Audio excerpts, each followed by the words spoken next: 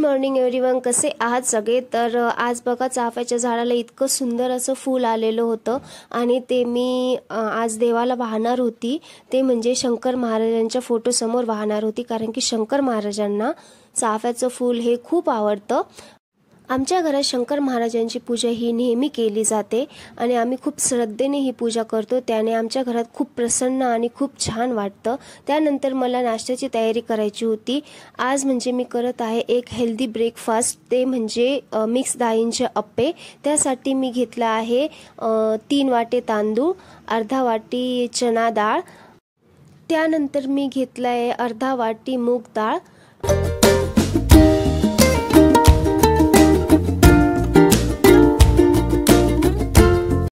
त्यानंतर मी ॲड करते अर्धा वाटी जाड पोहे। हे मी स्वच्छ पाण्याने धुवून घेतले आहे। 5 ते 6 पाण्याने मी हे धुवून घेतले आहे। त्यानंतर मी ते मिक्सरमध्ये बारीक केलंय। अशा पद्धतीने एकदम मऊ असं बारीक केलंय ते मी, त्याने अप्पे पण खूप छान होतात।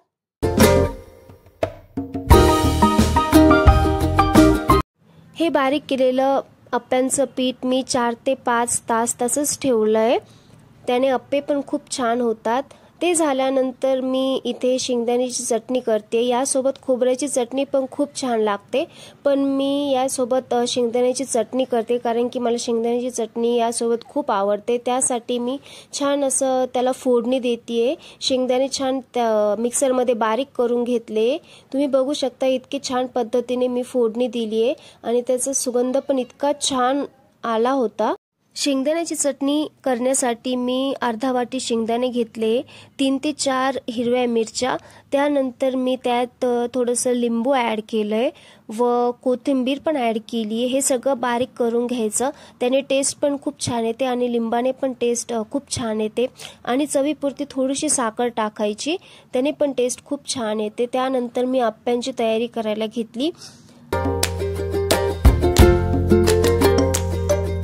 इतक्या छान पद्धतीने हे अप्पे फुगीत दिसत आहे आणि फुगीत झालेले आहे आणि त्याची टेस्ट पण इतकी छान आलेली होती आणि सुगंध पण इतका छान येत होता। अशा पद्धतीने मी सगळ्या पिठाचे हे अप्पे असे करून घेतले आहे। यासोबत खायला मी शेंगदाण्याची चटणी तर केलीच होती, पण त्यासोबत आमच्या घरात सांबार पण लागतं, कारण की त्यासोबत सांबार पण खूप छान लागतं। सो मी लगेच सांबार करायला घेतलं होतं आणि मी त्या सांबार झाल्यानंतर त्यावर कोथिंबीरीची स्टफिंग दिलेली होती, त्याने टेस्ट पण खूप छान येते आणि कोथिंबीर मला सगळ्या भाज्यांमध्ये खूप आवडते।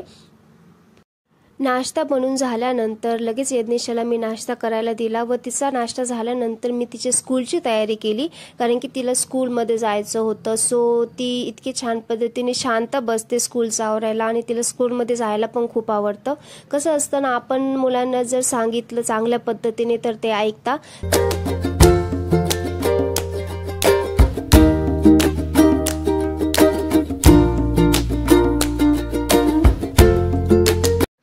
आज ना यज्ञेशाच्या स्कूलमध्ये स्पोर्ट्स डे होता, सो तिला थोडंसं लवकर जायचं होतं आणि ती इतकी एक्सायटेड होती ना, ती मला एक सांगत होती, मम्मा मी आज स्पोर्ट्स डेमध्ये असं करणार आहे, मम्मा मी आज स्पोर्ट्स डेमध्ये तसं करणार आहे, रेसिंग पण आहे, हे स्पोर्ट्स घेणार आहे, ती स्पोर्ट्स घेणार आहे, मम्मा माझा फर्स्ट रँक येणार आहे।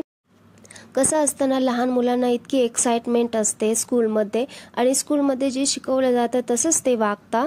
सो ती घरी आल्यावर पण ती म्हणत होती की मम्मा मला प्रॅक्टिस करायची आहे, आमच्या मॅमने मला सांगितलंय की तुम्ही घरी प्रॅक्टिस करा, सो तुमचा फर्स्ट रँक येणार। सो ती तसंच करत होती। त्यानंतर मी तिचं सगळं आवरून दिलं।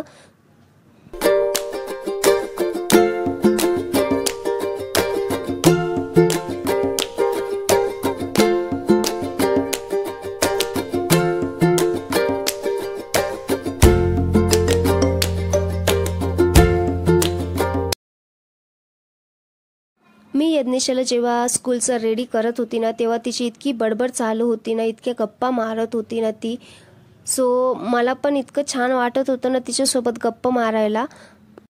ती मला म्हणत होती की मम्मा मला टिफिनला हेच दे, मम्मा मला टिफिनला तेच दे, स्नॅक्स नको देऊ, आमच्या मॅम खूप ओरडता।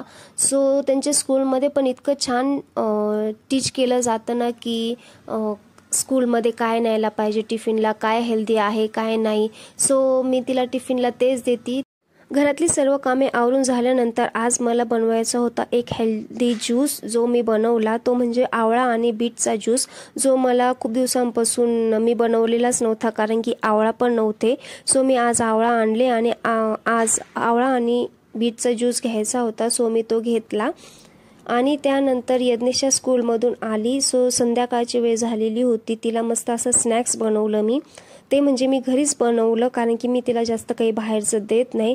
सो मी घरीच पॉपकॉर्न बनवले आणि तिला पॉपकॉर्न पण खूप आवडले. तुम्हाला जर हा व्हिडिओ आवडला असेल तर नक्कीच व्हिडिओला लाईक करा आणि चॅनलला सबस्क्राईब करा.